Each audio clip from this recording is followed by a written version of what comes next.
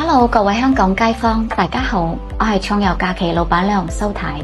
今日同大家推介條東莞2日豪華團，純玩冇購物，全程入住東莞5星標準嘅萬達文華酒店。呢度嘅環境同埋客房嘅舒適度都係一流嘅，只需要港紙499蚊，小朋友399蚊，超正。第一日我哋由深圳出發前往東莞，先品嘗特色嘅午餐，有呢個好意頭、糯米包、發財雞，再加上30年老師傅招牌燒鵝宴，滋味十足。隨後遊覽東莞記憶文創景點。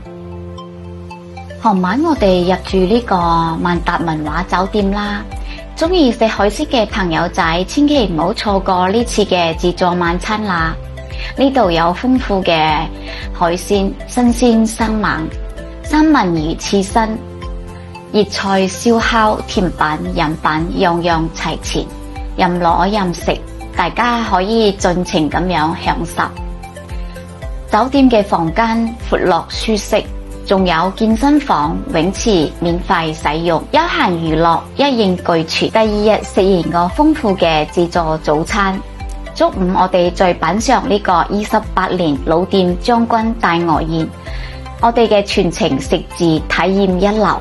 隨後遊覽西溪古村，感受古色古香嘅風情。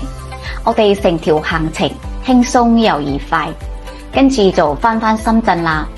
我哋呢條行程一家大細都啱玩嘅，快啲用埋屋企人齊嚟報名啦！我哋嘅諮詢電話同埋 WhatsApp 都係69546128，記得關注我哋嘅視頻號，繼續會有筍嘢分享俾大家嘅。最後尾祝大家暢遊無憂，得閒齊玩！